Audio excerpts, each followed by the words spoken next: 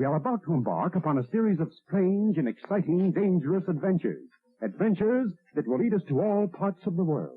Hello and welcome to another Bad Comic Review. This time we're looking at the Blue Flame issue 3. This is a 2021 series from Vault, written by Christopher Cantwell, Adam Gorham artist, Kurt Michael Russell on colors, Hassan Otsmane-Elhaou on letters. We pick up 7 months later after issue 2, and Sam is up and walking again, and he's being kind of a jerk and an alcoholic. He's been drinking a lot and mixing that with his painkillers. He has some sensation issues below his stomach, so he can't always tell when he has to go to the bathroom or really feel a lot of his legs from the sound of it. Meanwhile, his sister and her boyfriend have moved into the house and they're getting ready for the baby. She's very, very pregnant now, and we just sort of see them kind of going through their routine. There's a reporter that thinks that she's going to write a major story on the Blue Flame and the Night Brigade, but she refers to him as a fascist and says that he was dancing both sides of the line because he's a vigilante. So it's probably a hit piece, and he sort of talks to her. Then we get these interspersed scenes of the Blue Flame in outer space in his cooler costume, and he's prepping for his trial to defend humanity. I like the costume look, pretty cool. It's a lot different than his Earth costume, but overall the story was a little bit long. A lot of the stuff was just kind of drawn out. It'd be fine if it was a TV movie or something, but in a comic book it really needs to be condensed a little more, and you can tell he's just fishing for the trade paperback to try and pad the page count. But the art's pretty solid, and the overall story idea is pretty good, but it looks like the outer space stuff is largely within his own mind and not really a real thing, and he seems to be taking notes in real life to try and justify the existence of humanity, so I don't think he really knows what's going on, but it was okay. Is it worth picking up? I don't know. If you're gonna read this, I would say wait for the trade paperback that's inevitably gonna come out. It's not anything overly memorable, and reading it issue to issue is a little bit slow going, and it doesn't seem to go anywhere. It spins its wheels a lot with this interpersonal communication stuff between the brother and the sister and all these other people that seems to go nowhere within the issue, but if you read it as a meta-narrative, it does make more sense. It just doesn't really work as single issues. So get it in trade or watch the inevitable Netflix series that it will be the inspiration for, but it's not really worth picking up individual issues for unless you get them out of a discount bin really cheap, like $1 or $2, probably less than that. It's not worth cover price. I'll give it one more issue, and then if it's not going to get anywhere, I'm going to tap out. I probably shouldn't have given it this issue because this just isn't